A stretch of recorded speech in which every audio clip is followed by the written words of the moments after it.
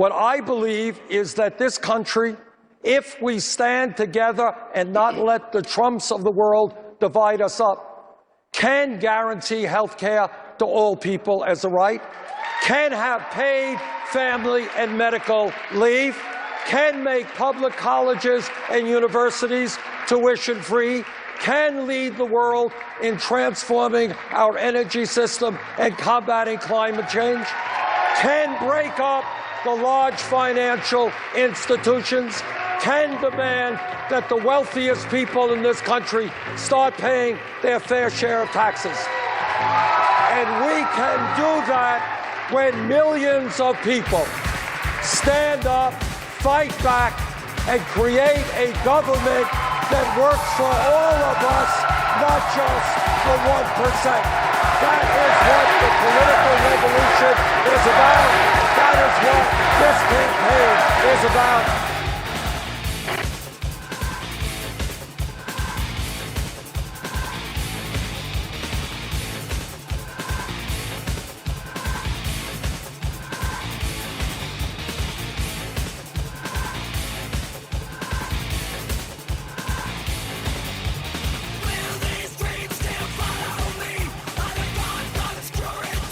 It is also a tragic day for the future of our planet and for the children, 30,000 of whom in the third world will starve to death today while we spend billions to wage this war, and 25% of whom live in poverty in our own country because we apparently lack the funds to provide them a minimal standard of living.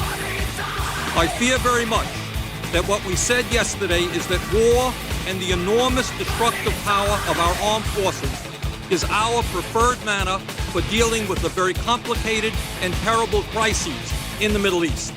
Now, my ears may have been playing a trick on me, but I thought I heard the gentleman a moment ago say something, quote unquote, about homos in the military. Was I right in hearing that expression? Absolutely. Putting homosexuals in the military. You said something about homos in the military. Was the gentleman referring to the many thousands and thousands of gay people who have put their lives on the line in countless wars defending this country? Was that the group of people that the gentleman was referring to? I'm talking about the military people in the military do not support. That's not what we were talking about. You used the word homos in the military. You have insulted thousands of men and women who have put their lives on the line. I'm talking about you and liberals like you that keep deferring to defend. Earlier this week at the Apollo Theater in Harlem, you called out President Clinton for defending Secretary Clinton's use of the term super predator back in the 90s when she supported the crime bill. Why did you call him out? Because it was a racist term and everybody knew it was a racist term.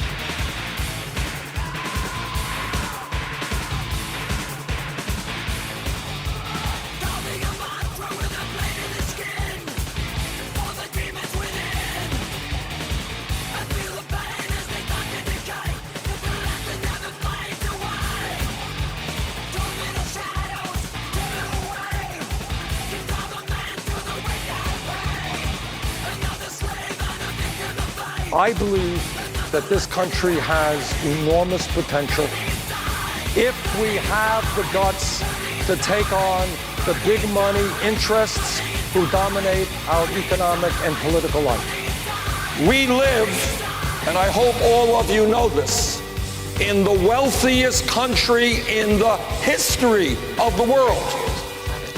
But most Americans don't know that, because almost all of that wealth and income is going to the top 1%. The country clubs and the cocktail parties are not real America. The millionaires and billionaires are the exception to the rule.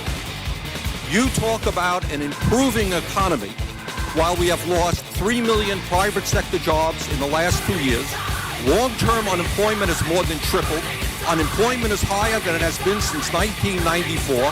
We have a $4 trillion national debt, 1.4 million Americans have lost their health insurance.